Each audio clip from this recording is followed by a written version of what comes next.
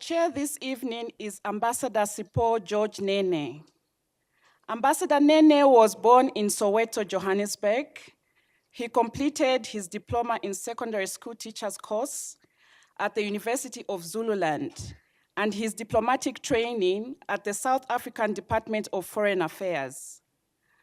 Ambassador Nene further completed a diploma in political studies at the AUNSU Academy in Bulgaria and did several courses in diplomacy in Norway, France, the United Kingdom, and Germany.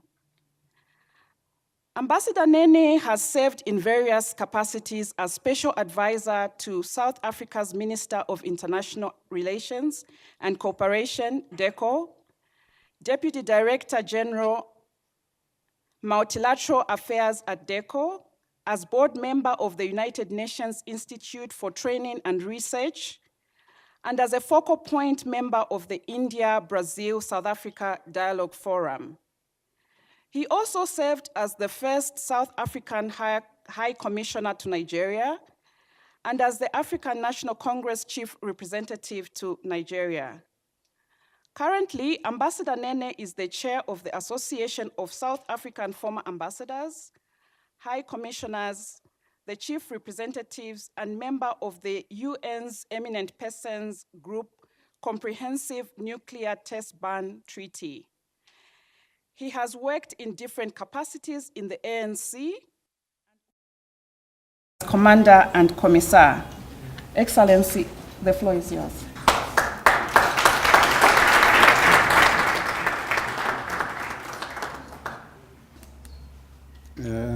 Good evening, and thanks for reminding me that I've done a few things in life. Let me start by recognizing that this event takes place on a very special day, International Women's Day, and congratulations to the women folk of the two countries and of the continent and of the international community. Thank the Institute for making it difficult for me to say no to take this difficult responsibility. Welcome everybody, especially the two discussants. To my understanding, this is a very important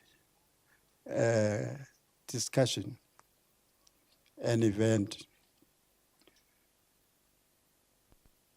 not only for the two countries, but I think, as some points in the book are made, for the development of the continent and the continent's contribution to the development globally. This is not the first book with a similar theme, and thanks to Ade. And I hope it's not the last one. And I hope we'll have the next one of the similar nature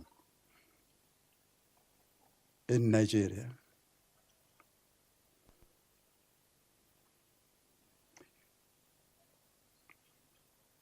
It will help contribute to the understanding of the relations between the two countries and the importance of the two countries' contribution, as I said, to the continent and internationally. Bilateral issues between the two countries are very important and comes a long way. And as the introduction said, I'm one of those who the ANC felt I could be deployed to one of the very important countries in the continent during our struggle today and in the future. And my responsibility today is to not to delve into what the book says, because the discussants are here, but my responsibility is just to help to ensure that the developments of today contribute to a development that will be happy when we leave this hall, that we're part of this discussion, which I hope this discussion will also assist in future developments. See, like an old man, I forgot my notes.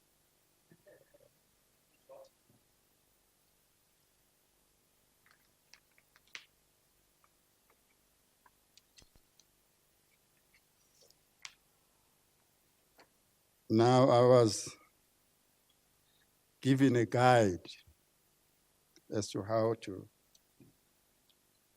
facilitate today's discussion.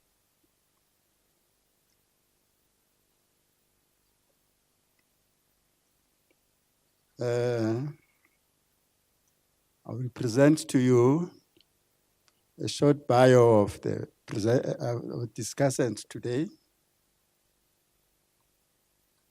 and ask them to introduce their remarks within a long time called 20 minutes.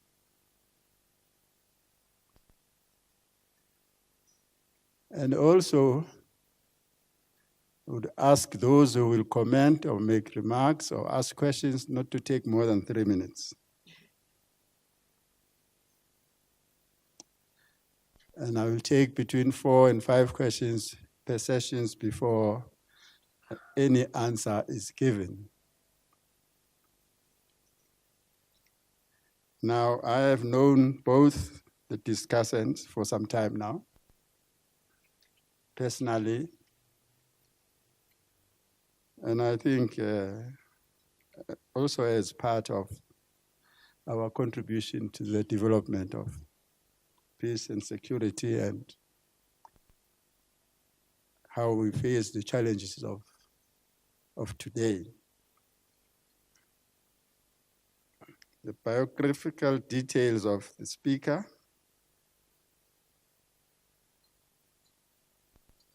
is Professor Adekeye Adebajo, who is the director of the Institute, and thank the Institute and him, as I said, for inviting me to be part of this. Now, Professor Adebayo served on the United Nations missions in South Africa, Western Sahara, and Iraq, and is the author of 6 books, including The Case of Berlin, After the Cold War, Thabo Mbeki's Africa's Philosopher King, and The Eagle and the Springbok, essays on Nigeria and South Africa, and is co-editor of 9 books. He obtained his doctorate from Oxford University in England, where he studied as a Rhodes Scholar. Our discussant, the Zimbabwean citizen, Diana Games, Chief Executive of Africa at Work, and is a leading commentator on business issues, trends, developments in Africa. She specializes in business facilitation, advisory and corporate engagements in Africa, and track business developments and trends in Africa's key markets. She is also executive director of South Africa-Nigeria Chamber of Commerce, and has played a key role in driving business and engagements between the biggest markets since the Chamber was established in 2005. Ms. Games is the author of many published reports on Africa's business trends and political issues, and has been a columnist on Africa for the Business Day newspaper in South Africa since 2003. She is the author of The Business in Africa, Corporate Insight, a book published by Penguin in 2012, and contributed a lot of many other books. The agenda is very straightforward and simple. I will shortly hand over to the discussants, who will take us through what they think of the book, and possibly Prof here to tell us why he thought we needed a second book. And then give the discussant that 20 minutes, and then invite this august gathering for comments, questions, and then give the two speakers time to respond. And I hope we'll have a fruitful and enjoyable discussion and leave this place with a better knowledge and understanding of at least the two countries, so that it will prove profitable for us to have come here tonight. I would now like to call on the Prof to come and fulfill his role for today. Over to you, Prof.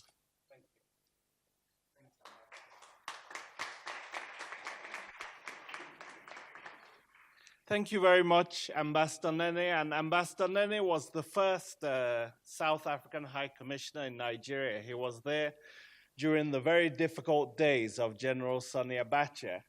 And he captured these experiences in a very insightful chapter in the book, The Thabo Mbeki I Know. So all of you should try to read that. And both he and the other eminent diplomatic colleagues in front here have been trying for, I think, over a decade to turn me into a diplomat, but I don't think it's ever worked. So you're not going to get much diplomacy from this. Isn't this a bit high?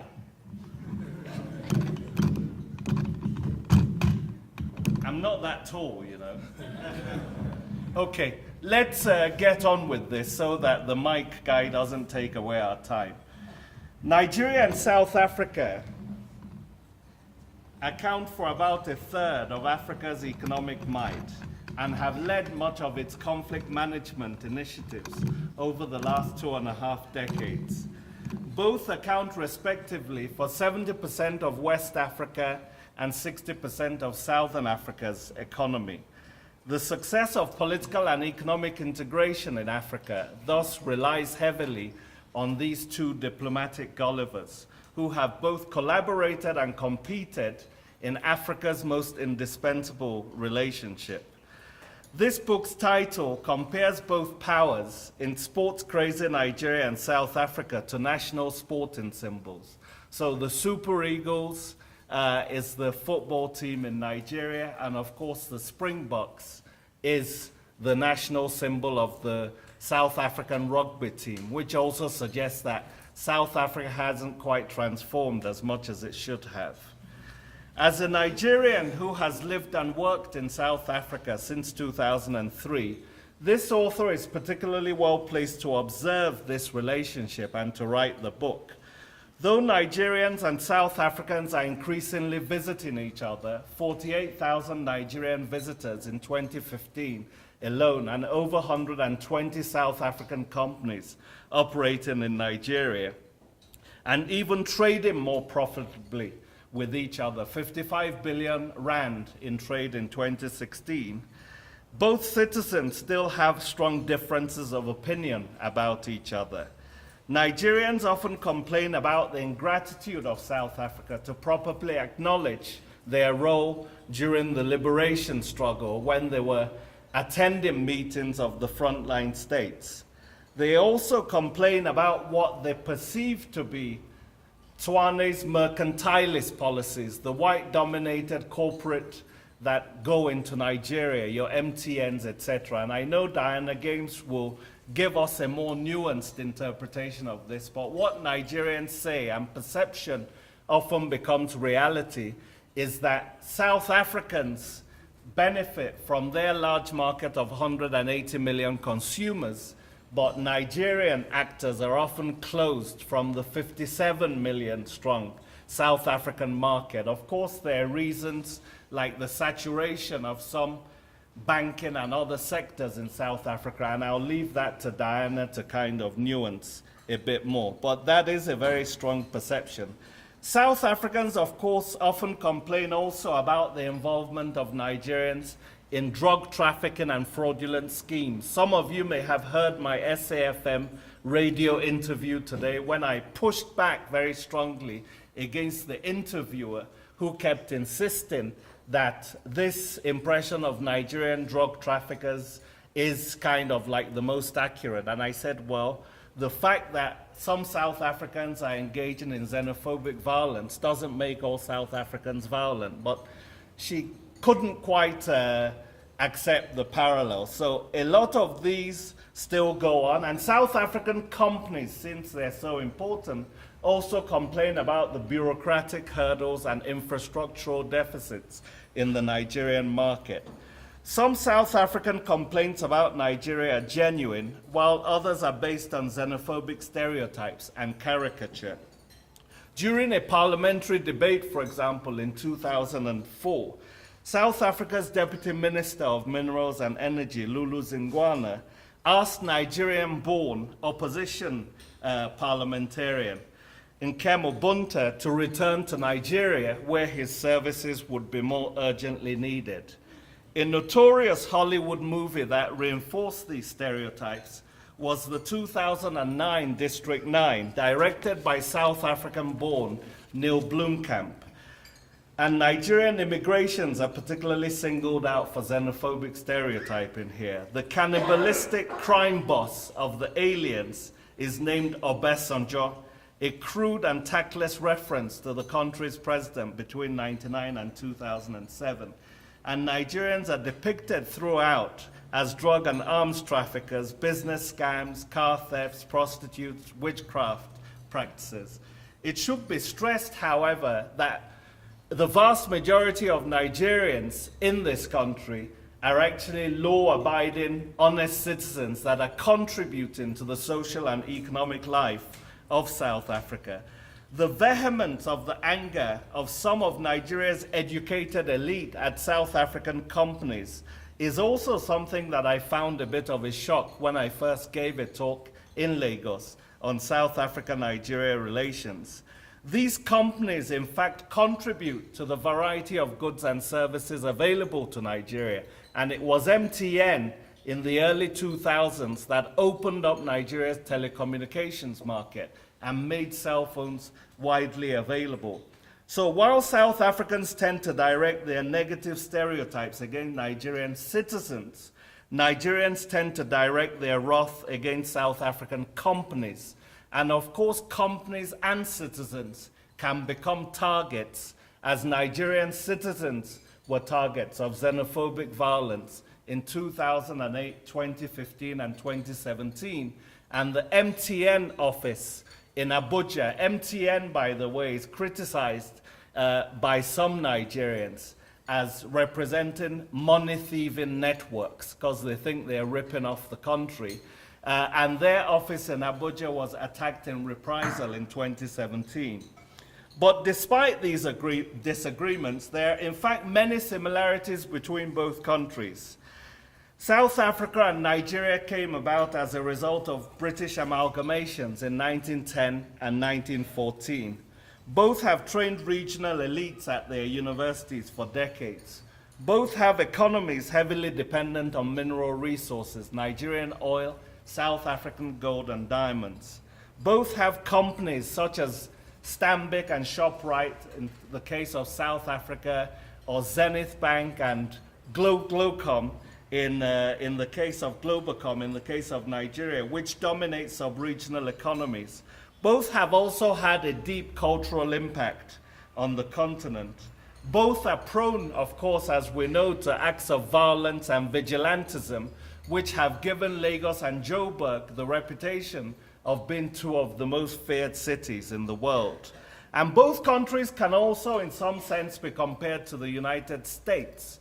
Nigerians are seen in the region widely as being loud, brash, and arrogant, while South Africans are seen in the region also as suffering from a haughty exceptionalism, and like Americans, information-rich society, which basically has some of the most spectacularly ignorant people when it comes to knowledge of the region in which they live. While Nigeria is the most ethnically diverse country in Africa, South Africa is the most racially diverse. Like Nigeria, South Africa suffers from growing corruption, although you haven't reached the level of Nigeria where you would be in the World Cup every year for corruption, and is one of the most unequal societies in the world. The contrasts between Nigeria and South Africa are also many.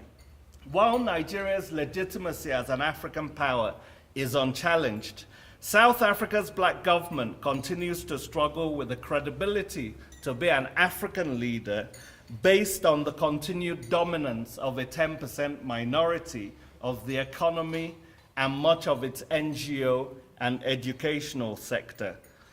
While South Africa's black majority struggles to emerge from the legacy of Bantu education, Nigeria has trained 3 generations of self-confident students and has the largest black intelligentsia in the world.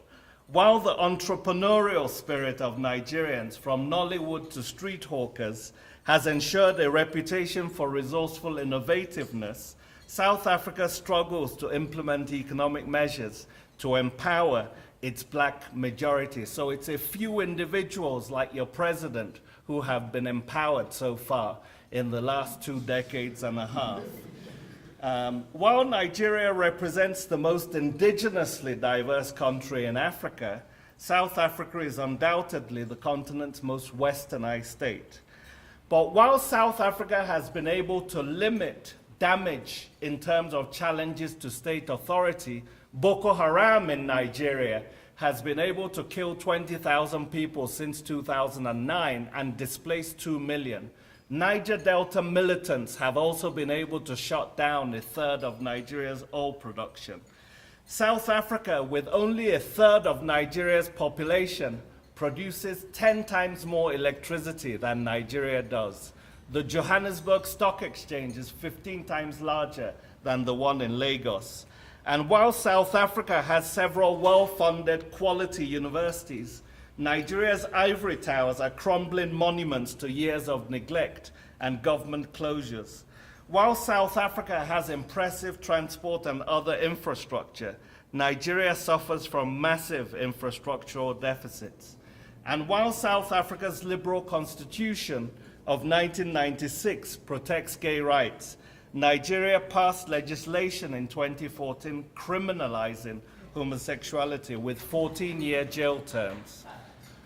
Only one detailed book has sought so far to look at these issues on Nigeria and South Africa, and that was the late Kenyan Ali Mazrui's book in 2006. My book seeks to assess the political, economic, cultural, and leadership dimensions of this bilateral relationship, and is aimed at scholars, policymakers, but also at the general reader, So the essay form which I've used here seems to be becoming increasingly antiquated. And this book, in a sense, is an attempt to contribute to its revival, because I think essayists are fantastic people over the years. And I'm also trying to reach a wider audience beyond the ivory tower with this book so that we have a better understanding of this critical relationship for Africa. So the first 3 essays of this 13-chapter book assess Nigeria-South African relations in the areas of politics, economics, and culture. Bilateral ties have in fact been akin to a Shakespearean drama in 4 acts. The first act was in the apartheid era between 1960 and 93. The second, during the rule of South Africa's Julius Caesar type Nelson Mandela and Nigeria's Macbethian general Sonny Abacha from 94 to 98. The third act was during the presidencies of Nigeria's Falstaffian Olusegun Obasanjo and South Africa's Coriolanus-like Thabo Mbeki between 1999 and 2007. And the fourth and final act falls within the decade of troubles since 2008. After 1960, as South Africa became diplomatically isolated during the apartheid era and was forced to bear the brunt of international sanctions, Nigeria was the prophet and South Africa the pariah. But after 94, both countries effectively traded places. So under the saintly Nelson Mandela, South Africa was now the prophet, and under General Abacha, South Africa the pariah. Nigerian Nobel laureate Wole Soyinka, in fact, wrote a satirical play in 2002 called King Babu about Abacha's rule, where he portrayed a brutish, brainless buffoon and a military khaki who exchanges this for a monarchical robe and a crown. It's important to note that after the hanging of Ken Saro-Wiwa and 8 environmental campaigners in 1995, George Nene was the ambassador then, this represented the lowest level to which the relationship sunk, basically, as Mandela tried to sanction Nigeria, called a SADC summit, and was being accused basically of being a Western Trojan horse in Africa. And the West, which could take the oil and financial sanctions against Nigeria, refused to do so. Nigeria's footballers also, importantly, were denied the opportunity to defend their African Cup of Nations crown in '96. And South Africa, Bafana won by default, basically, in this case. The golden age of the bilateral relationship occurred during the presidencies of South Africa's Thabo Mbeki and Nigeria's Olusegun Obasanjo. Both leaders worked closely at managing conflicts and at building some of the institutions of the AU, NEPAD, African Peer Review Mechanism, but many of these have since become moribund, donor-dependent, not that effective. Under the presidencies of Nigeria's Badluck Jonathan and South Africa's Jacob Zuma between 2010 and 2015, there were disagreements also regarding Côte d'Ivoire, Libya, Guinea-Bissau, but encouragingly, there was a meeting of the Binational Commission, the first in 4 years, in 2012, where both sides agreed to relax visa requirements, especially for business people, because that's been one of the sticking points in this relationship also. The difficulty Nigerians complained of getting visas, especially multiple entry into South Africa, and then retaliating and insisting that South Africans also have to deposit the money and get only single entry visas. President Jacob Zuma visited Nigeria's Muhammadu Buhari in March 2016 with a pledge to strengthen ties, but there have been delays in implementing many of the agreements that have been reached. In the area of economics, though South Africa is the most industrialized country in Africa, Nigeria overtook South Africa as the largest economy in Africa in 2014. And many jingoistic South African commentators went absolutely mad. You know, they said they must have fiddled the books or cooked the books or whatever it is. But I think this was more psychological than economic or political, this fact that South Africa is no longer the #1 economy in Africa. So the book examines economic ties between Abuja and Tshwane, using the historical legacy of Pax Britannica and the impact of two racist British imperialists, Cecil Rhodes in South Africa and Frederick Lugard in Nigeria. So Rhodes sought political federation for imperial expansion, while Lugard sought federation for administrative convenience. In the sphere of culture and soft power, Nigeria's film industry, Nollywood, has been a veritable source of soft power, which has expanded across the continent from Kinshasa to Kingston.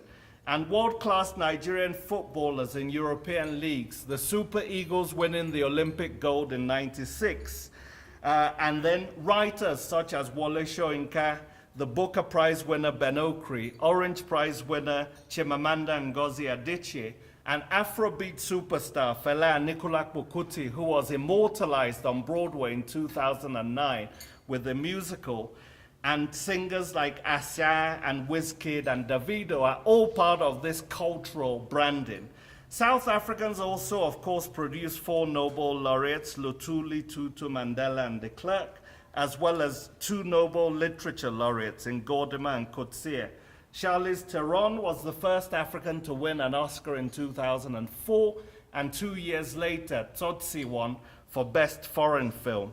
And singers like Hugh Masekela, Lyra, Black Coffee, Abdullah Ibrahim are also part of the brand. The fact South Africa hosted Africa's first World Cup in 2010 and then had hosted in '95 the first Rugby World Cup, which was won by an almost lily-white team, as we know.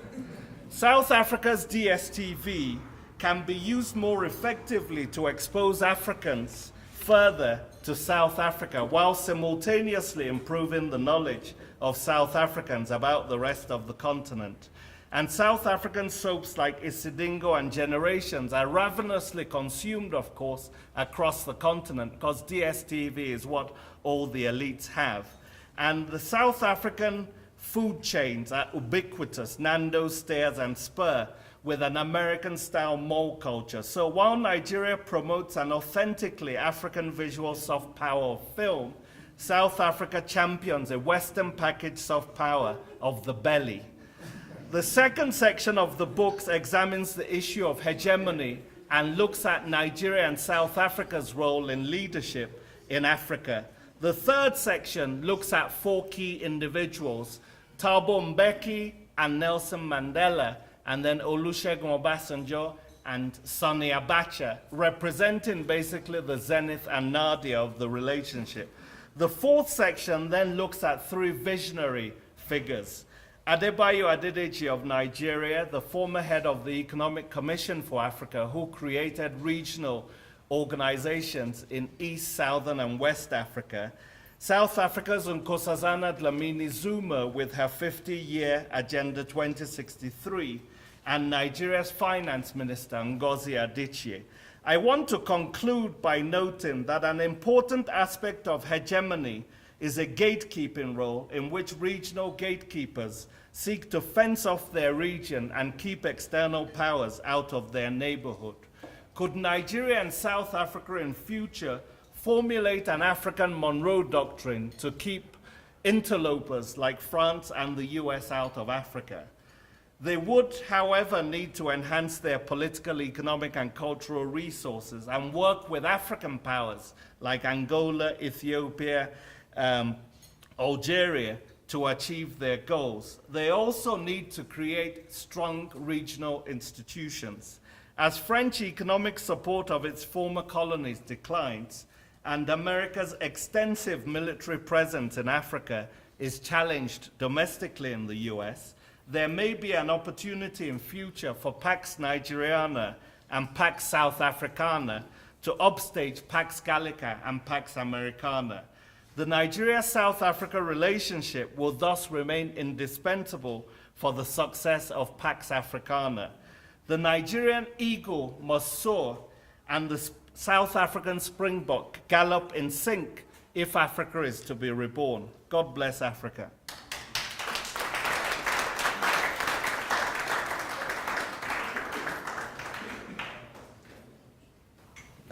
Thanks, Ade, for your opening remarks, which I hope will make the discussants or the audience begin to think. I made a note when you introduced the title of the book. You just said Super Eagles. You didn't say Super Eagles is a national team, national football team of Nigeria, but in your notes you did allude to that. Thank you.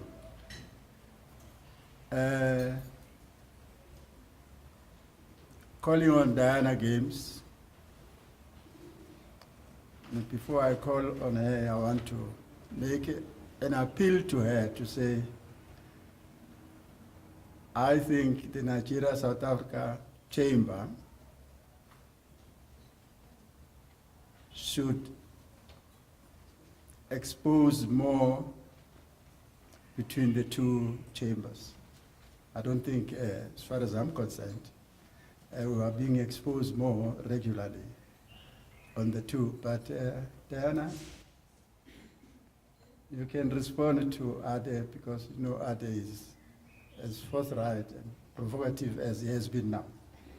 It's not my duty today to comment on the things Ade said. Some I know, some I agree, some I don't. But over to you, Diana.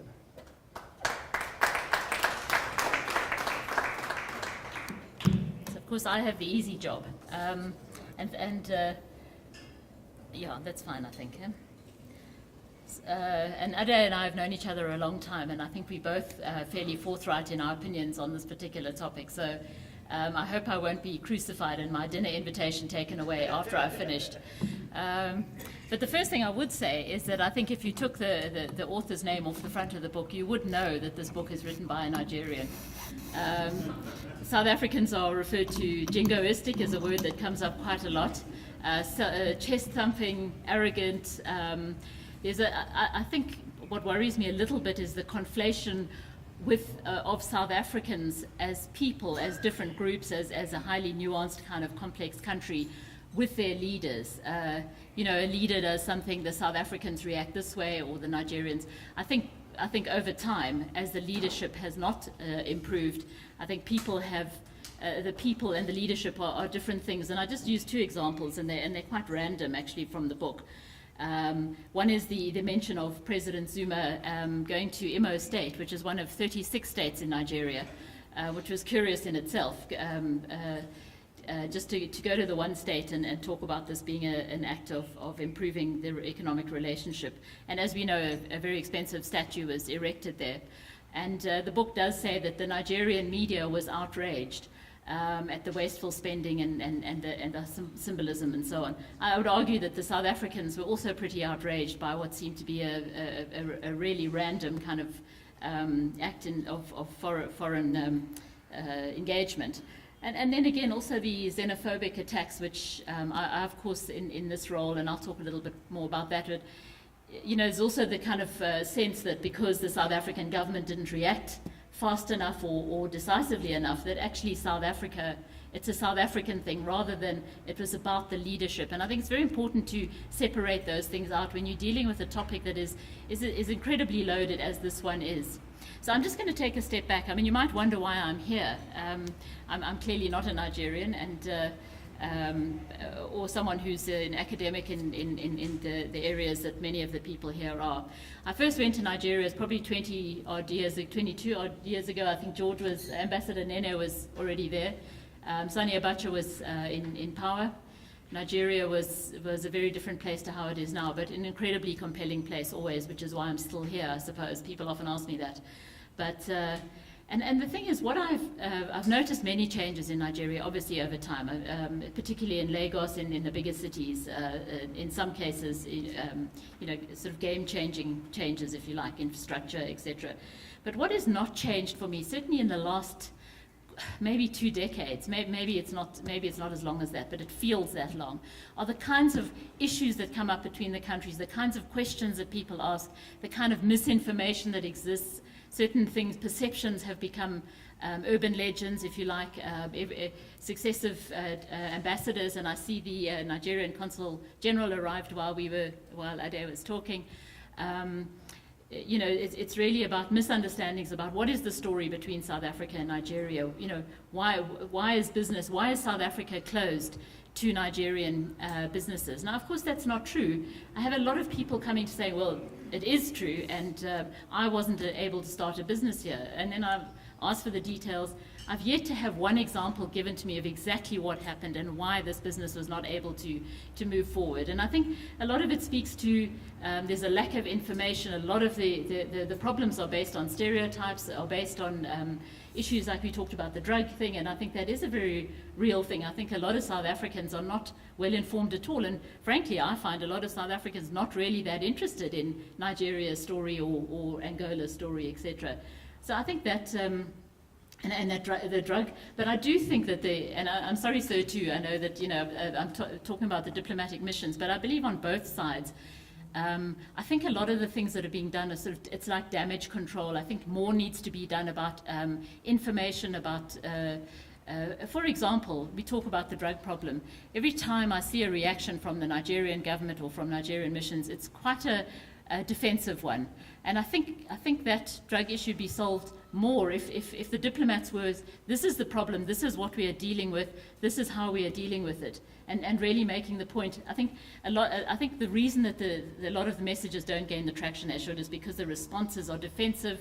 Reciprocity is at the heart of Nigerian foreign policy. And these are things that I see. But I do believe also that I think it's poor we shouldn't judge this relationship really at the areas where we disagree.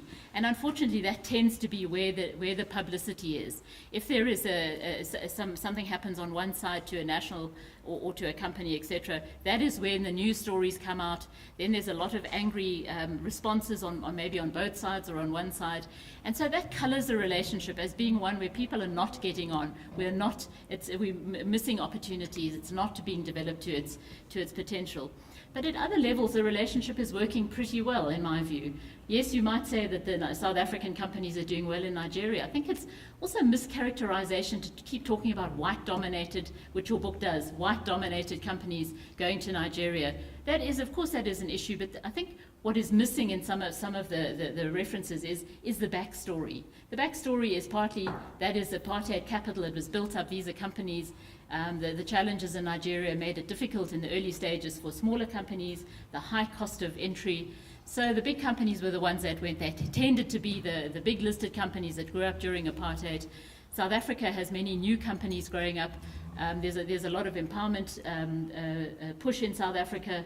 So you know, I think people are concentrating their efforts in South Africa, black-owned companies.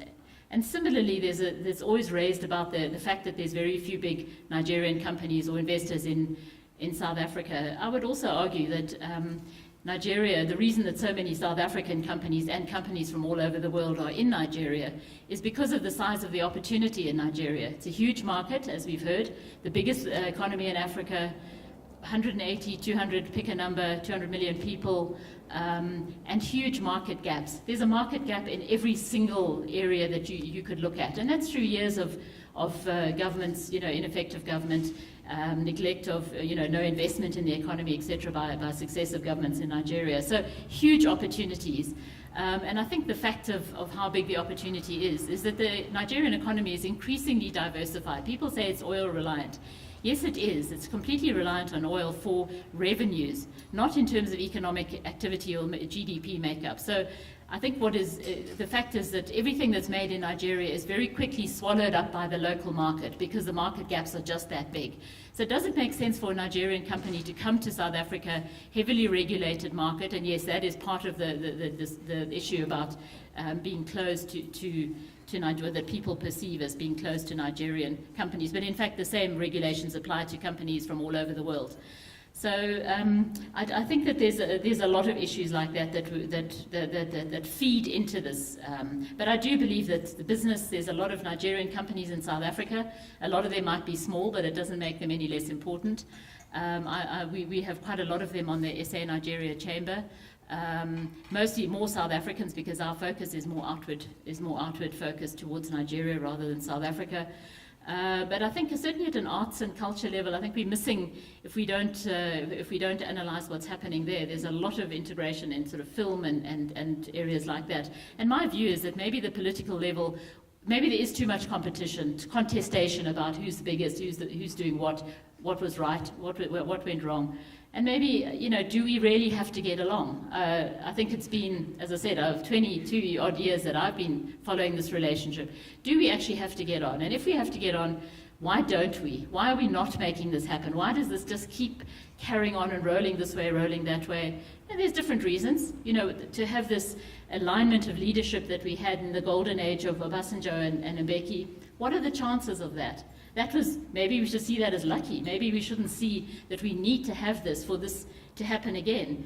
So we need to work around, we can't wait for that. We need to work around this in a different way.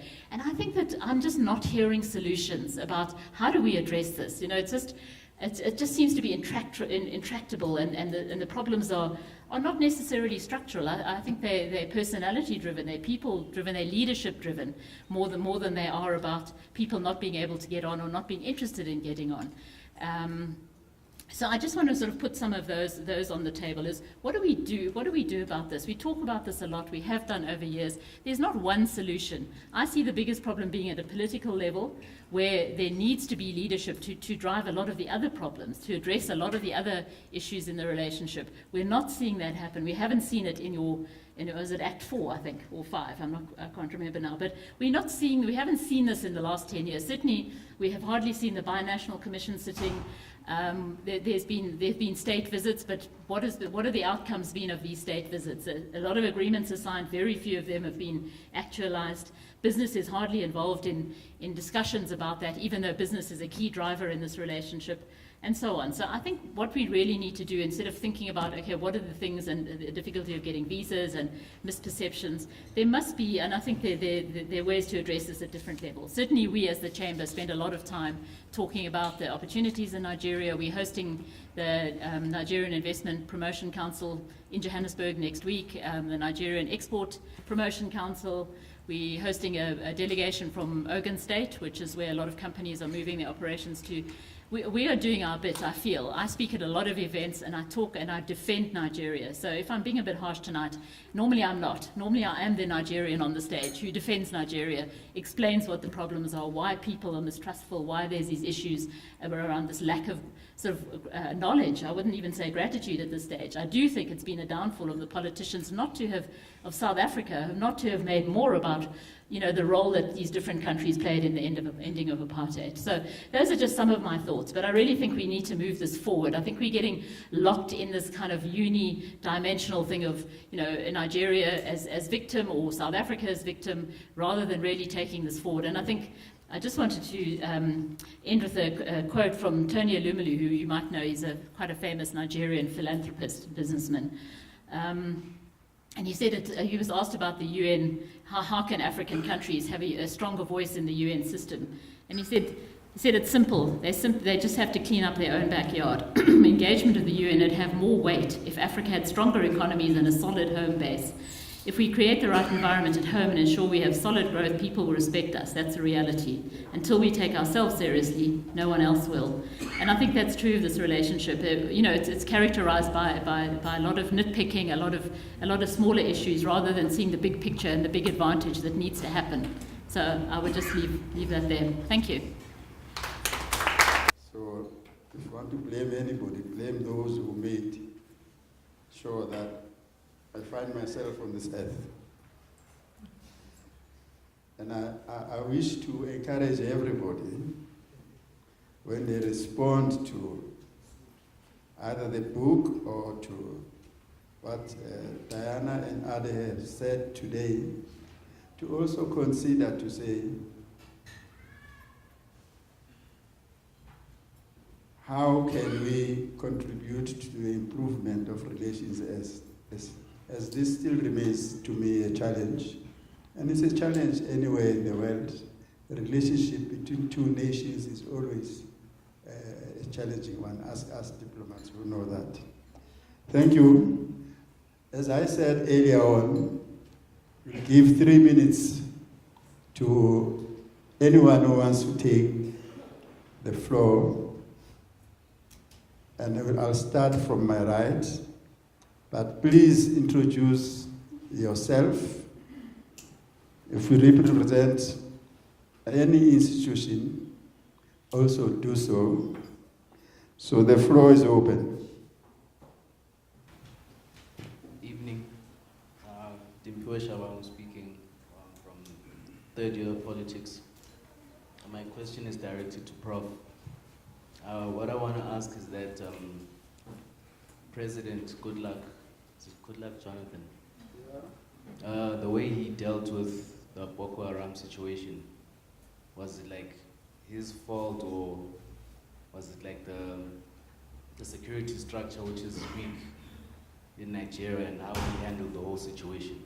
I'd just like to get your thoughts on that. Thank you. Matar from the Iraqi embassy.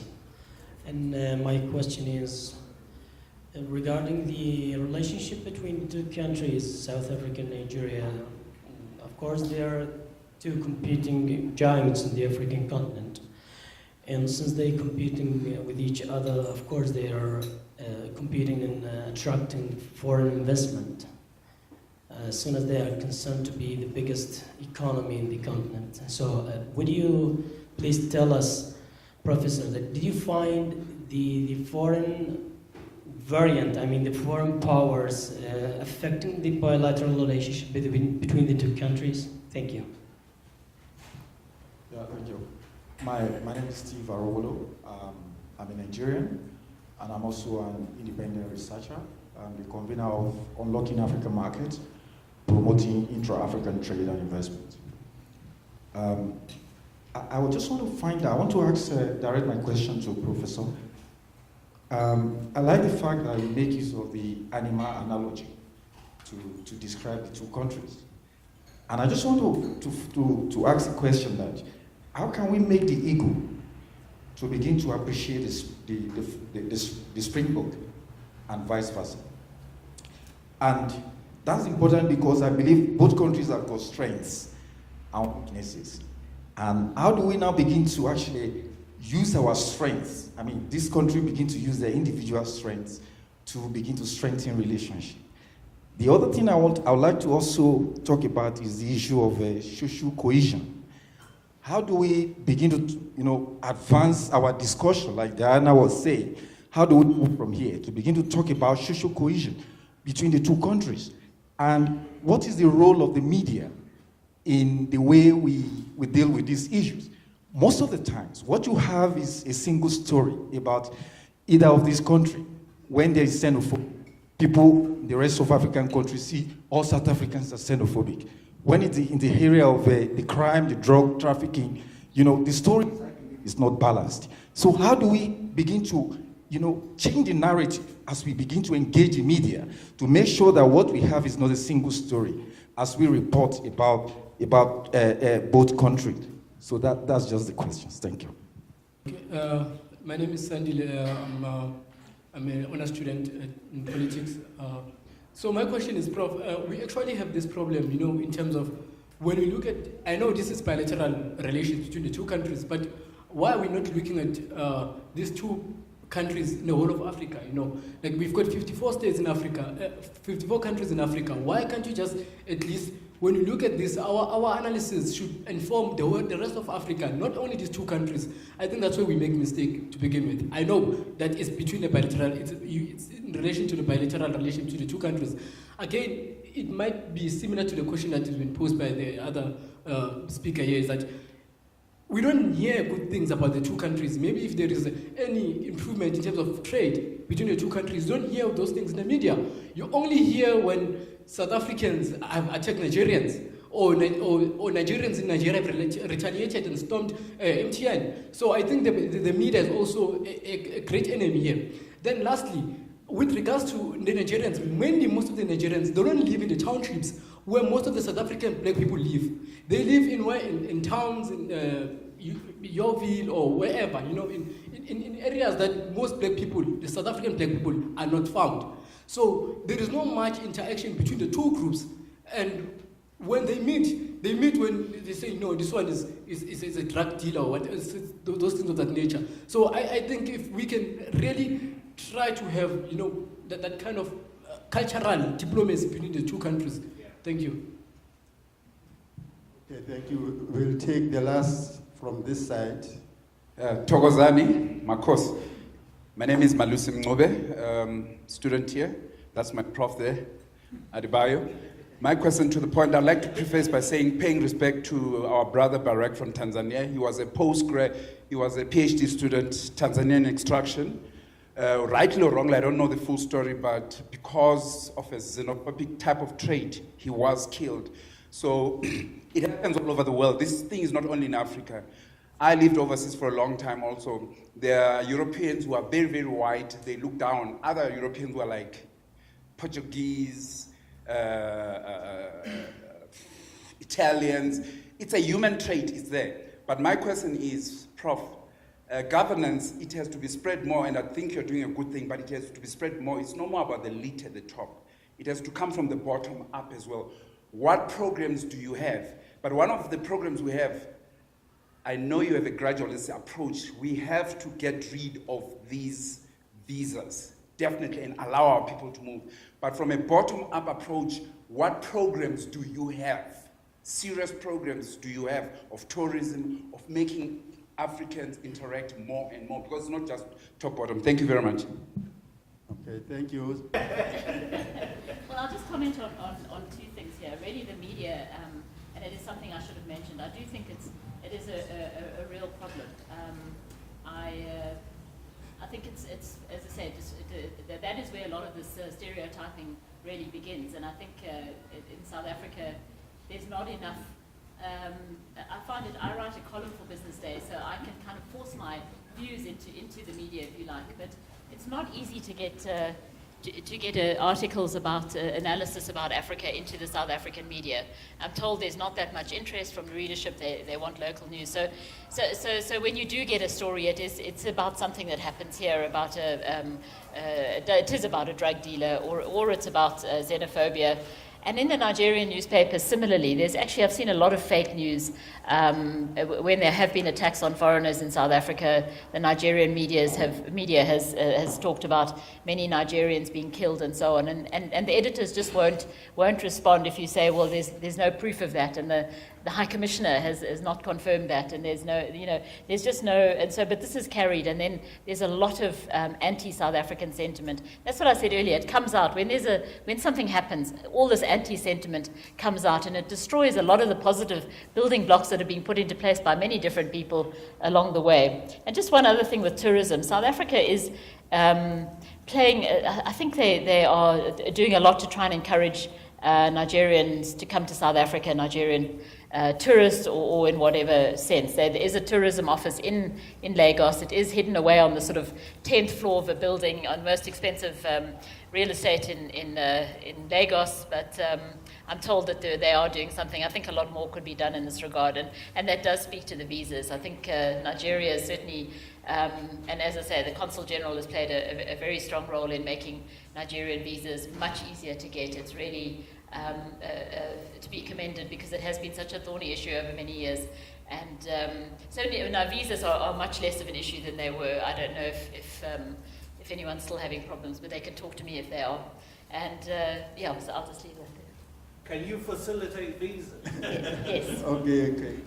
Diana, thanks for the response. Ade, up to you now. Okay, thank you very much. And thanks, I really appreciated the comments from the floor and from Diana. Let me start with Diana. I think that if you missed how hard I was on Nigerian politicians, then you haven't read the entire book. Because in the chapter on economics, I have a section called Gulliver's Troubles, in which I describe Nigerian politicians as Lilliputians, staggeringly corrupt. And I think my reference to Obasanjo as a naked emperor, etc., I think I'm an equal opportunity offender. So to try to portray this as an anti-South African book, I think is misleading. I'm equally hard on the Nigerian actors. And in fact, Nigerians tend to be harder on their governments than anybody else. So I think that's a bit misleading for me if the impression is that I'm hard on South Africans but soft on Nigerians. I don't think that can be borne out by the book itself. I think in terms of the xenophobic issue that I'm raising, I have no apology for that, and it's much broader than Nigeria. There were 30 Somalis that were killed in Cape Town in a 6-month period in 2006, and in 2008, 62 foreigners were killed. We saw a lot of this footage on TV and in newspapers, etc., and 100,000 people were displaced. And the way that political leaders tend to react to it in South Africa is to dismiss it as crime rather than xenophobia, as if you can't have both going on simultaneously. And you've seen irresponsible comments from the king, Zwelithini, from the president, former President Jacob Zuma, from people like Malusi Gigaba, from even Thabo Mbeki, the former president. And so I have no apologies for putting on the table the critique of this particular topic. I think it's a major kind of cankerworm within society in South Africa that needs to actually be dealt with. And I think the way it's often dealt with is irresponsible. So I have no apology for that. I also have no apology for identifying white-dominated companies, because it's true. So I don't see what the problem is in calling them what they are.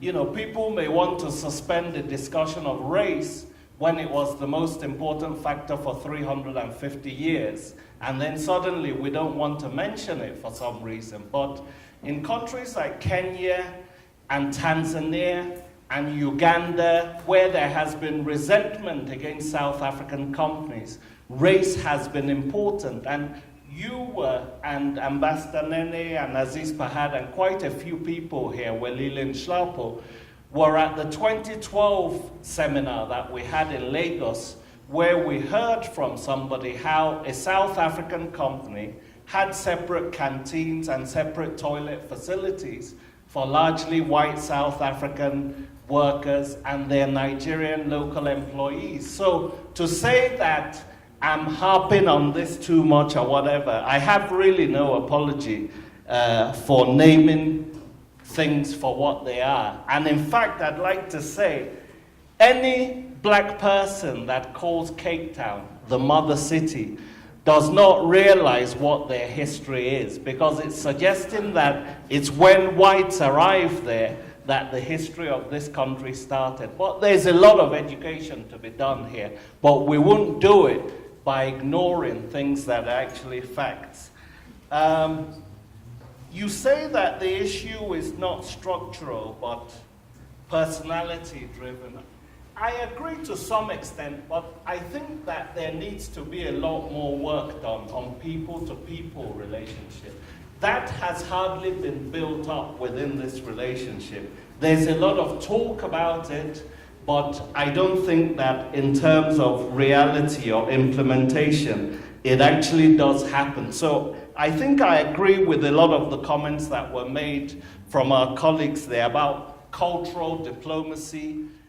Even removing the visa regime is very important. You know, within ECOWAS, at least we have a visa-free regime for people to go and spend 3 months, and people can move around much more easily than they can in others. But a lot of these tiny African countries that shouldn't exist at all, you know, your Benin, Togo, let me name names, Swaziland, Lesotho. You can erase them from the map and nobody would even notice. I hope the ambassadors are not here, but they wouldn't even notice. So the whole idea of me having to get just a 3-month single entry visa to go to these countries while I can get a 2-year visa to go across 25 Schengen countries in Europe. It's simply absurd. And some of the leaders are recognizing that in Africa, like Ghana and others. So I do think that we need to do a lot more work on people-to-people relationship. I do think that the visa regime has caused massive problems between Nigeria and South Africa, and that has been, in my view, a structural rather than just a personality issue. So I would just nuance that. In terms of other questions, Boko Haram, I think Goodluck Jonathan dealt with Boko Haram in an incompetent way while he was in power. In order to talk to his neighbors, Cameroon, Chad, etc., he was basically asking France to organize meetings in Paris when he could have just gone across and talked to them, which Buhari has now corrected. It's also obvious that a lot of the huge funding that they were claiming was going to the military wasn't actually reaching the military, and we have some scandals where the National Security Advisor actually was handing out money to named individuals in order to, contribute to a re-election campaign, supposedly, that was meant to be going to the army. So it's clear that the army did not have the equipment, even the ammunition and arms, to fight the threat of Boko Haram under Goodluck Jonathan's. External actors, I think, as I said at the end of my talk, countries like France, in terms of its role in Mali, Central African Republic, and Libya, and the fact that the US has 1,700 troops in Djibouti, a military presence by some estimates in about 20 countries, is highly problematic. And I think the two of the most powerful countries on the continent should at least be able to build an African capacity to be able to intervene rather than relying on those kinds of very subjective and, parochial interventions by these external actors. So I do think that it's something that should bring them together. I agree with the criticism of the media. I think there's a lot of stereotyping in the media, but you need knowledge also to be able to talk about Africa or other African countries in an intelligent way. But opinion people can do that. There are people that are opinion editorialists as opposed to reporters that can also help to kind of open up people's thinking. But I agree with you that the Nigerian media itself tends to be extremely parochial, actually. You don't get much African news in the Nigerian media. What you tend to have are these wire sources that they use, except if it's like Cameroonian refugees going into Nigeria. So I think that on both sides, I actually see a problem in the way that things are reported. I would agree with that. Thank you. Thank you, Ade. I'm sure you'll agree with my suspicion that this is a very challenging job to facilitate this discussion. My name is Morris Khota from MRP Group. Our organization is mainly focused on edutainment.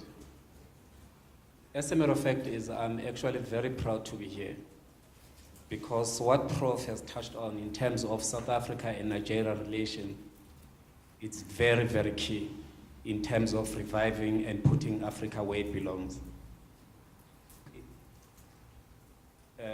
There was a question to say that what then are we doing in terms of making sure that we sustain what Prof has started?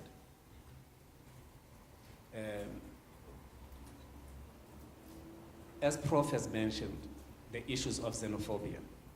I think most of the things I'm going to say is not going to raise questions, but is to make comments because of we are working within that space.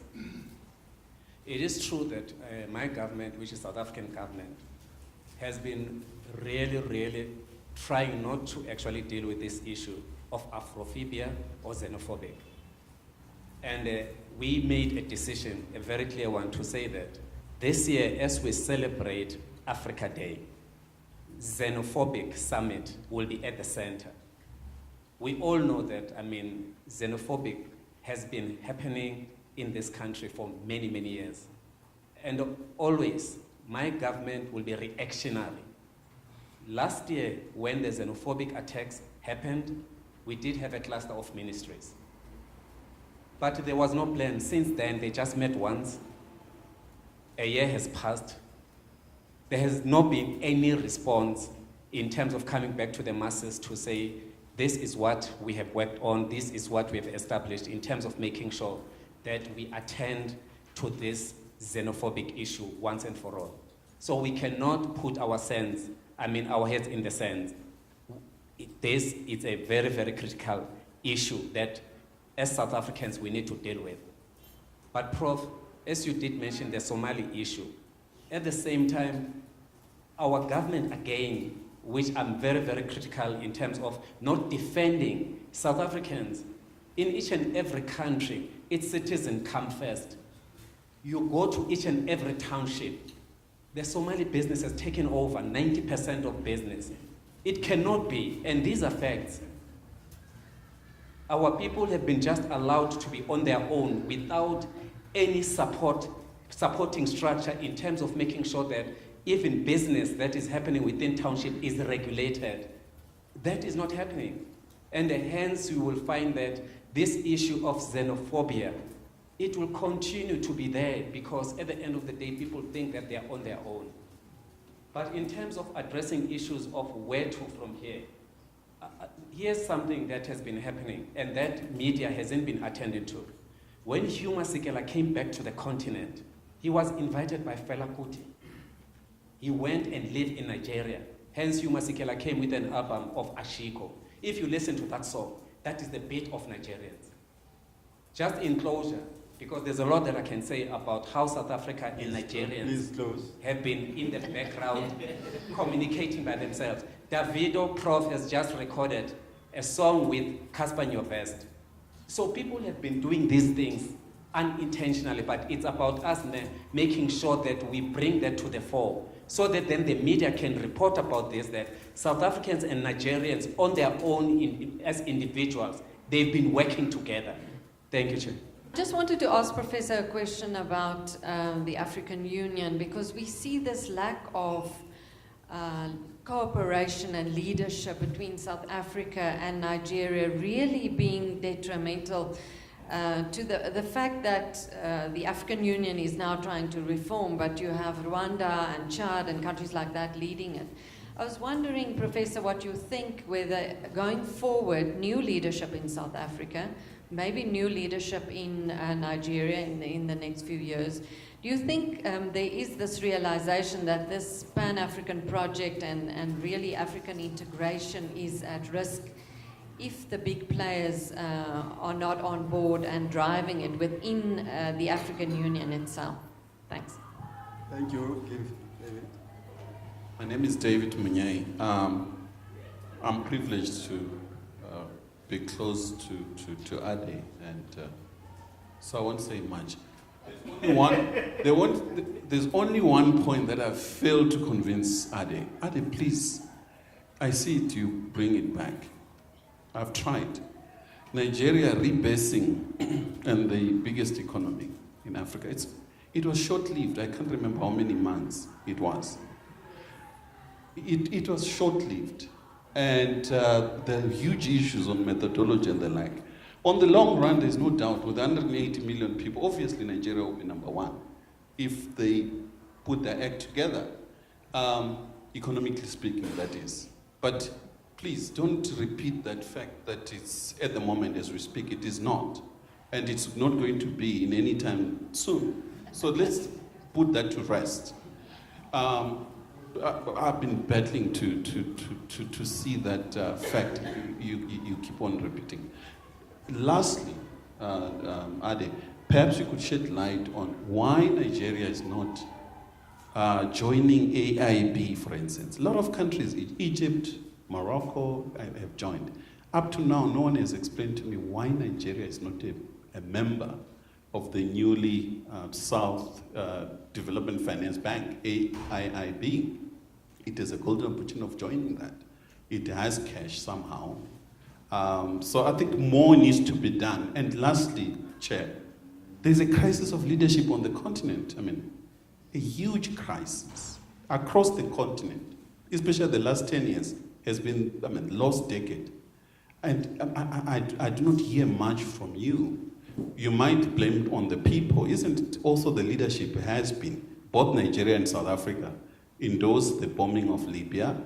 But I would like to hear more of that in terms of how to recover and have Africans and leading countries speaking with one voice. Thank you. Yeah, thanks. My name is Enoch, and I'm economics management and health consultant in Joburg. While listening to Prof, I got the impression that he's a leading counsel for two antagonists, two suitors for the same lady. And obviously, at the end of your presentation, the judge said, I reserved my judgment. Well, seriously, South Africa and Nigeria, as you rightly claim, are the superpowers in this continent. And there's such a myriad of opportunities for them to cooperate. For instance, if you take the SKA, the Square Kilometer Array, scientific, it's a leading edge in the era of space science. To what extent is Nigeria cooperating with South Africa in realizing this? Ghana, I'm from Ghana originally. Ghana is participating in it and in an active way. Secondly, if you look at South Africa's membership of BRIC and the G20, to what extent is that is the membership of those organizations benefiting Africa, as a whole, perhaps Nigeria in particular? Because I know that this becomes a center point of some kind of rivalry. Why not Nigeria, but South Africa in BRICS or in the G20? When you look at areas of health, South Africa has one of the best health infrastructure, teaching facilities, first-class healthcare system. To what extent can Nigeria benefit from this, important asset instead of going elsewhere to really, assess this? So I believe there's much more room for positive cooperation between these countries rather than this undeclared kind of war between these two countries. I don't think it's really very helpful. Thanks. I wanted to ask a question regarding the climate. I think it's three short questions. The climate of business in Nigeria. We know of South Africa, that is mostly the big companies are still more or less the similar companies that were there before 94. Now, I just want to know in terms of diversity, if I might put it that way, as far as business, how diverse is business ownership in Nigeria in comparison to South Africa? The other one is, do you see South Africa being to Africa what America is to the world? That is forcing its own corporate ideologies or businesses onto other countries, just as America is alleged to be doing. The last one is just a matter of scale. Are African politicians as corrupt as the media informs us that they are? And then in terms of xenophobia, is it as a bigger issue? And I'm not saying it's not an issue, but is it a bigger issue as the media portrays it to be, especially in South Africa? Also noting that there is a bit of a stigma. I don't know if it's to be classified as a stigma or what, but it seems that xenophobia is synonymous to black violence. That when we have said xenophobia, immediately you can point the perpetrator as black. Now the other one is AU. It was on AU that when just a matter of scale, when will AU be what AU is meant to be? That's all. Okay. My name is Olabi Salako. I'm actually from Nigeria, and I'm a political economic strategist, particularly in the African context.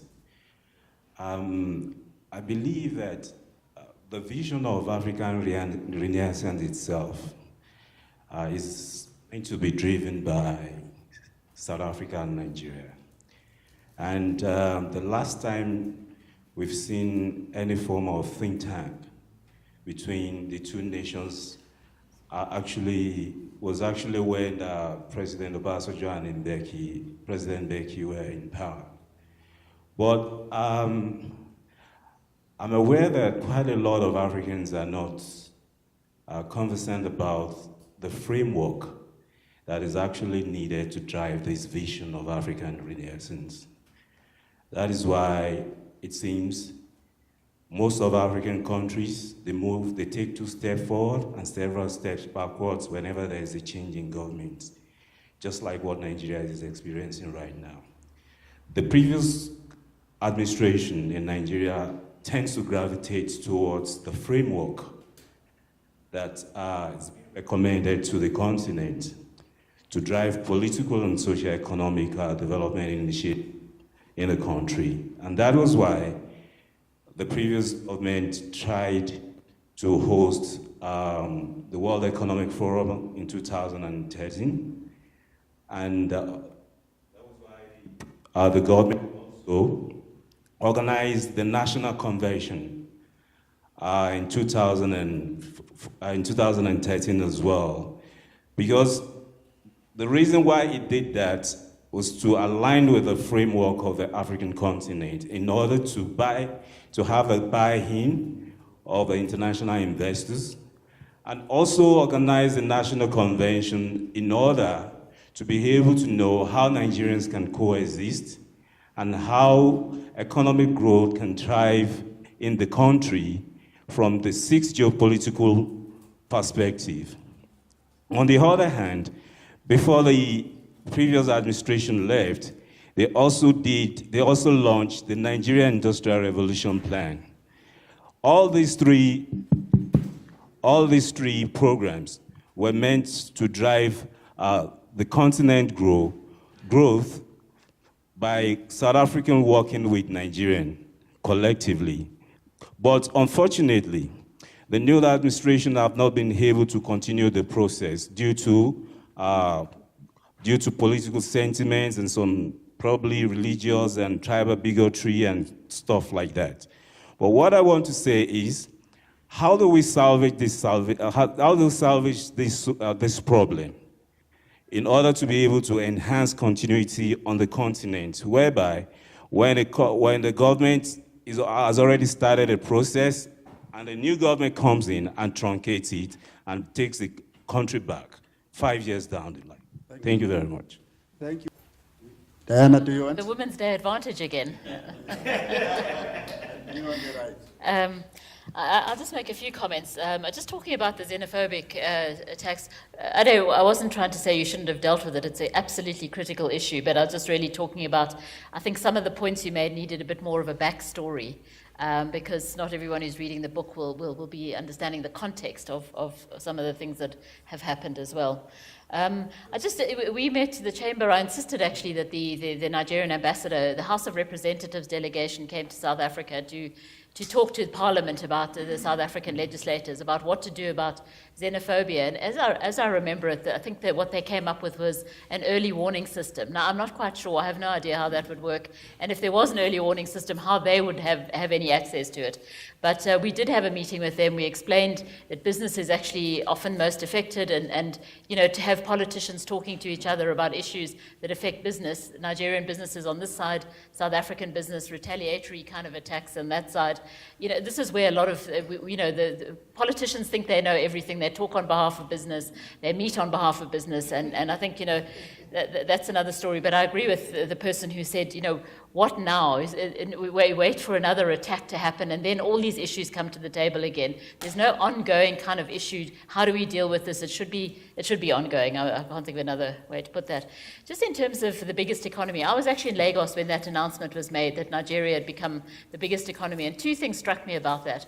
One was that I thought it was fantastic for South Africans to wake up and hear that. I really do. I think there's been a lot of complacency about other economies. There has been the sense of exceptionalism in South Africa, etc. And I think that was fantastic on that level. But what really struck me in Nigeria, being in Nigeria in that moment, was that there was no triumphalism, which is kind of what I had expected. There was really, this is just another day. Nothing has changed except the numbers. And I think that was critical. I think Nigerians weren't celebrating that. And I think in a way, the fact of it is not an end in itself. It's what you do with that really counts. And I think the last thing I'll just address is the diverse ownership. Somebody asked about the diversity of ownership in Nigeria, and that's also one of the reasons. I think it's a lot of the Nigerian companies and South African companies have done deals. Nampak and the Nigerian packaging company, are now one company. The MTN is basically in Nigeria is a Nigerian company with Nigerian shareholders. With Nigerian staff, etc., for 99.5%. I think we sometimes mischaracterize. These companies are quite. The ownership structures become quite flexible over time in these countries, and there's a lot of foreign investors in Nigeria that are not South African. So you have Unilever, you have all the big multinationals from around the world. Most of them are listed. They also have a lot of Nigerian shareholders. So I think to look at these as South African companies or American companies or whatever, the diversity of the ownership mix, of the staff mix, and everything. I think what they've done in Nigeria very successfully. And that includes South African companies. They've become more African companies. They've got many African kind of dimensions to them. So I think we shouldn't always represent them as white-dominated. That's kind of where I was going, white-dominated. They've become Nigerian. I know Nigerian consumers don't always accept that, and certainly when there's an attack on South Africa, MTN is always the first in the firing line. Okay. Okay, so thank you very much for the comments.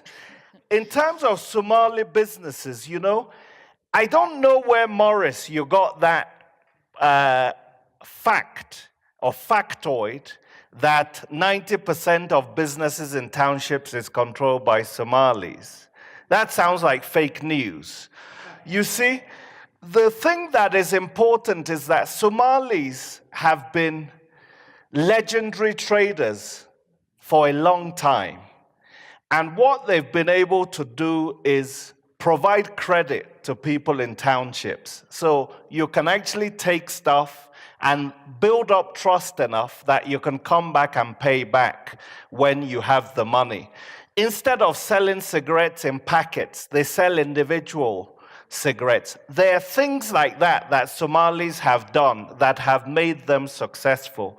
And I think the more clever of South Africa's leaders have noted that South Africans need to learn from that. You need to learn from them rather than kill them. And that's the basic point about Somalis. But to come up with a figure out of thin air that 90% of businesses in townships are controlled by Somalis is highly irresponsible, Morris. So you must be careful not to create facts. There was a South African minister, I think, for business development that said, you go into the township and then you see your Mohammeds, etc. She was referring to Somalis. These kinds of stereotypes are also, in my view, not helpful. In terms of David Monyai, my good friend, David, you need to just look at the African Development Bank, the World Bank, the IMF. Look at those figures in terms of what the biggest economy in Africa is. You're entitled to your own opinion, but you're not entitled to your own facts, even in the era of Trump. And so it's not something it's not something we actually need to fight about because you can just get this on the phone in 3 seconds. It's not difficult. The fact that Nigeria has a bigger economy doesn't mean it has the industrialization or sophistication or good infrastructure of the South African economy. It just means that it's bigger. The fact China or India is bigger doesn't mean India doesn't have as much poverty as Africa does. You know, so I think we mustn't kind of carry this South African exceptionalism too far, in the sense that the fact that we're bigger than you doesn't necessarily mean we're better in all areas. And there is a backstory to the rebasement of the economy. You know, the reason the debasement was delayed of the economy was because of the debt deal that Obasanjo and Okonjo-Iweala were chasing. Because if the Nigerian economy was bigger, they felt that the creditors were unlikely to give them a debt deal. So as soon as that debt deal was done, the rebasement was done. And don't forget that there are industries like Nollywood, which had not been included in the Nigerian economy, that is now thought to be the second largest employer in Nigeria. I mean, these are big developments that have happened since the Nigerian economy was measured. So I think we need to kind of look at those things.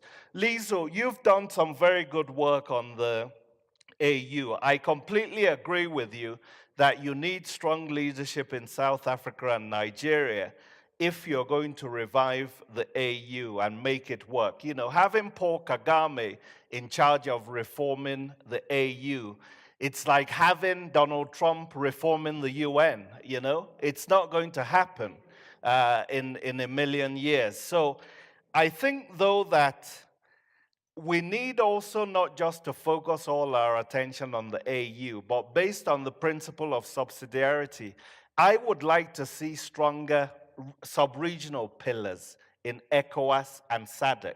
Because as I said at the beginning, if 70% of the ECOWAS economy is controlled by Nigeria and 60% of Southern Africa or SADC by South Africa, then whatever they do in terms of a vision for regional integration is what's going to determine the success or failure of those sub-regions. So I would like also to have stronger sub-regional blocks rather than trying to have a big bank at the continental level.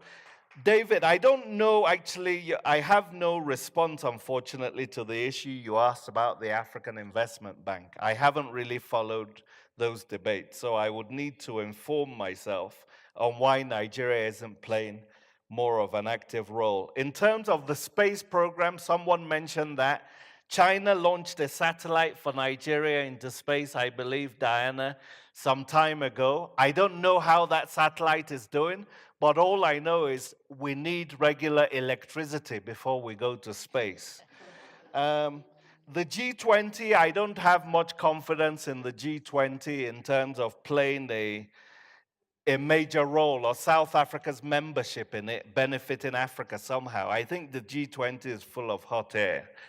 And then finally, the question of corruption, it's definitely real. The figure that I saw is $380 billion between 1970 and 2007, and I quoted this, Diana, in the book, was pilfered by Nigeria's political leaders in 37 years. So if you think you're dealing with corruption here in South Africa, you've really just started, you know, but you don't obviously want to get there. But one point that is also important that the Mbeki UN panel on capital flight has looked at, and the Nigerian vice president also recently revealed, is that there's also corruption on the part of Western companies, tax evasion, taking profits out, all sorts of things. And these are billions of dollars, much more than actually the African political elites are pilfering. And this doesn't get the kind of attention it deserves. So even though we have elites that are corrupt and, you know, putting money in foreign countries rather than investing in their countries, we also need to look at the actions of many of the foreign companies which are taking part in corruption and also doing things that are exploiting the lack of effective regulation in African economies? Thank you.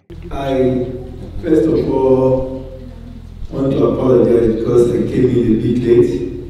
I didn't follow it up from the beginning, and that was making it a bit difficult for me to follow exactly where we started from. But I did know, especially what the professor was.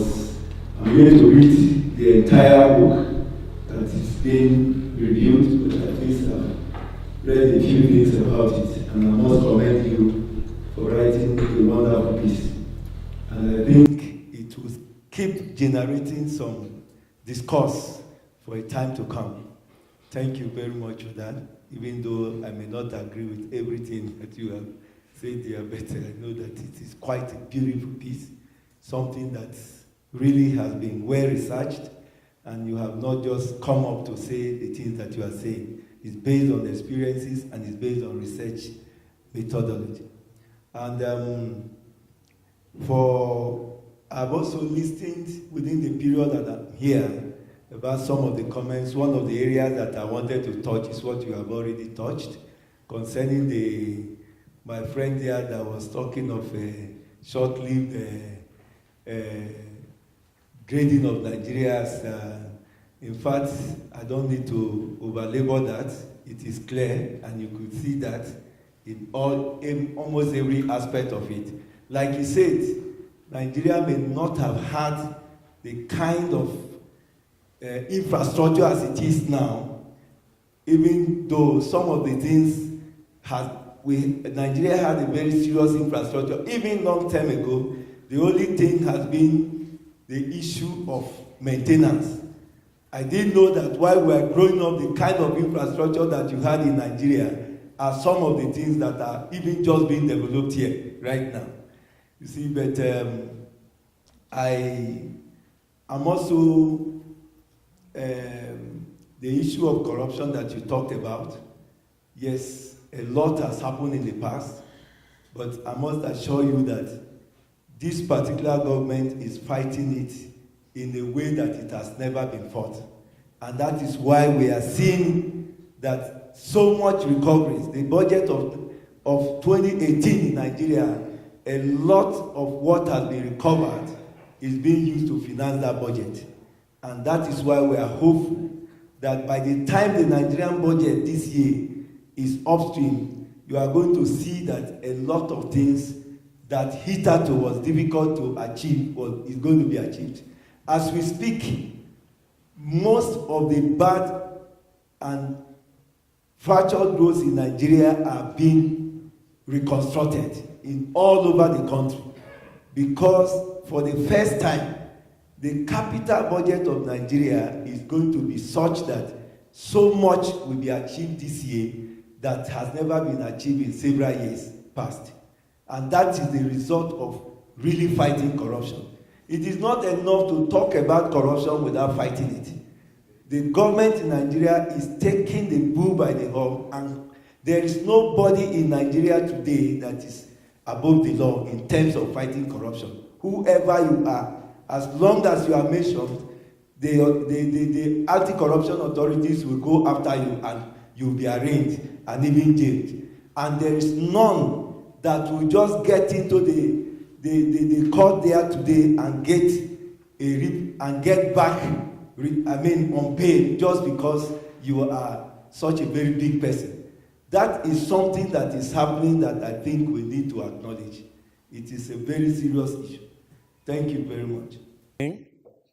Sorry, I won't take much of your time since of time. I've got a lot of questions, but then I just chose the one important one. And before I get there, I'd like to say I'm a Swazi ambassador.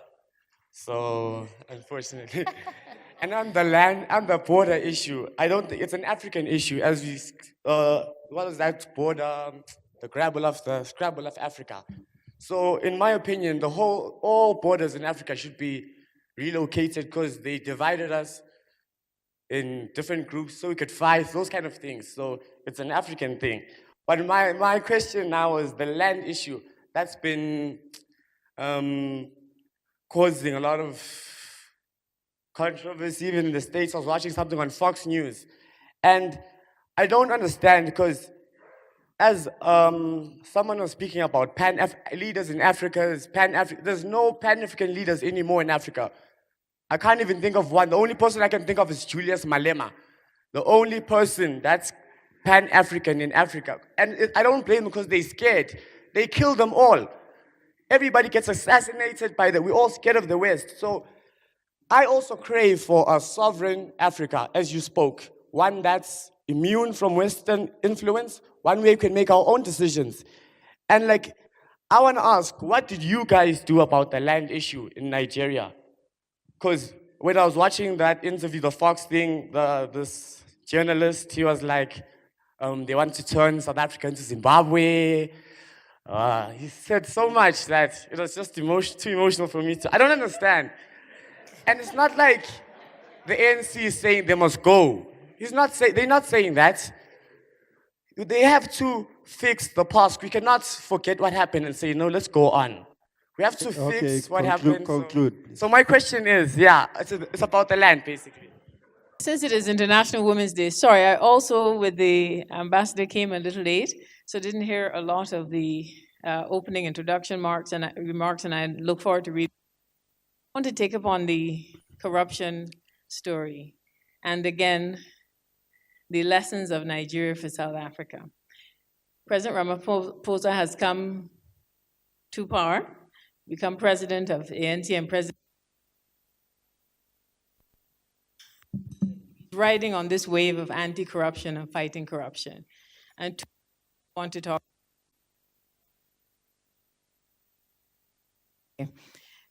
two things, lessons of China for Africa.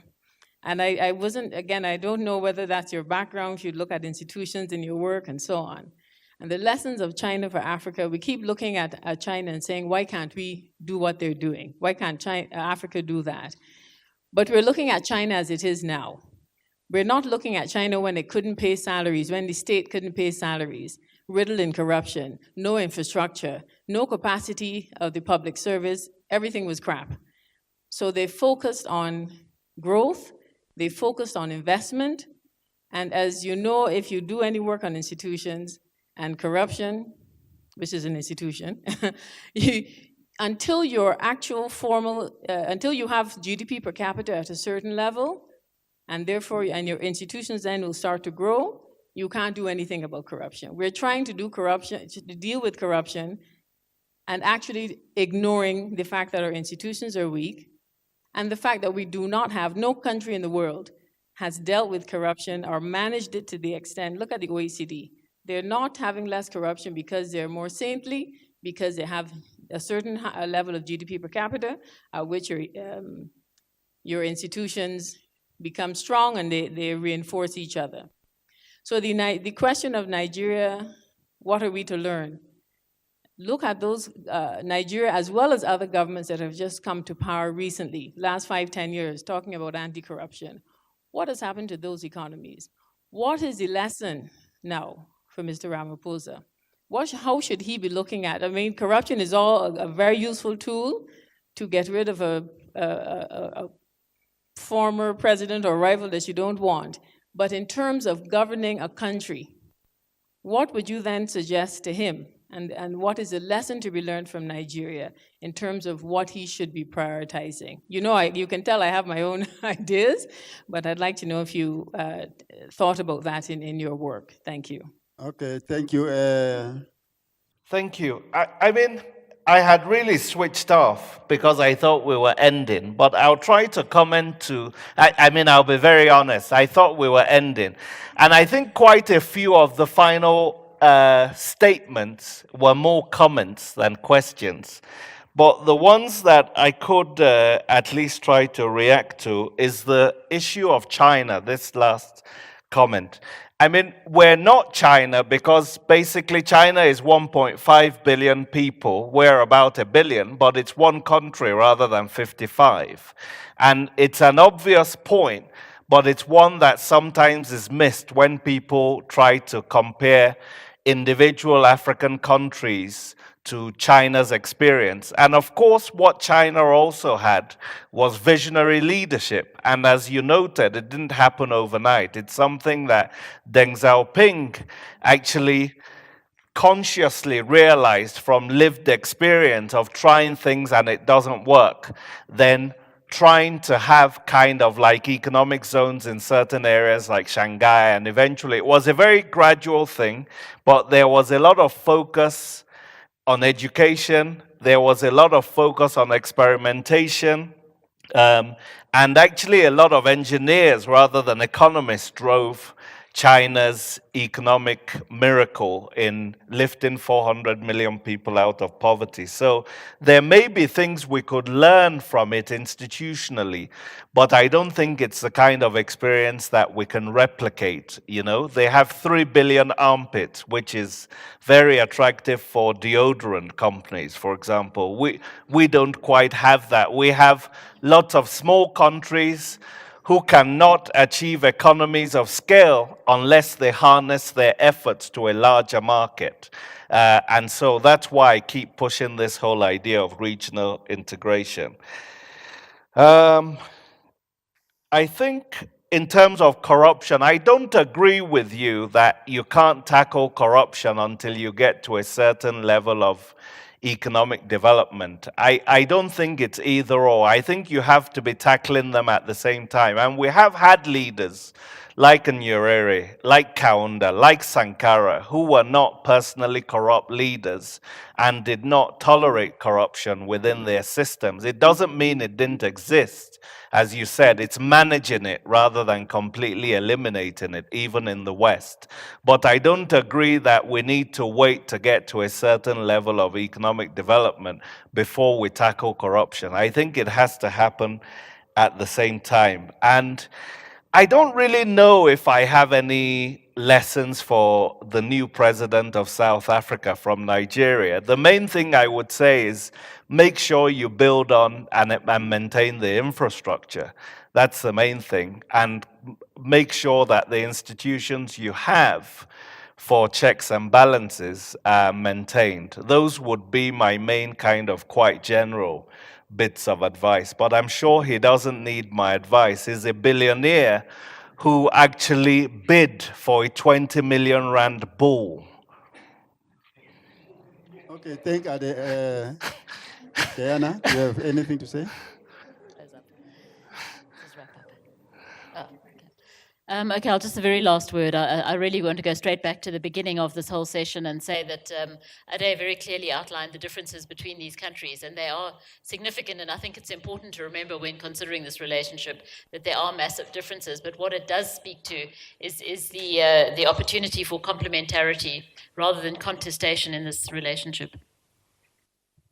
Okay, let me take this opportunity to thank Diana and Ade and all of you for your participation and attendance, and hope that we have contributed to the understanding and towards the development of greater cooperation between the two countries, and wish the Institute more successes in future. And I hope next time they won't put me on the spot as they have. When they invite me, I may just sit there also and enjoy the soft drink. Thank you very much to the Institute and to everybody. We have closed.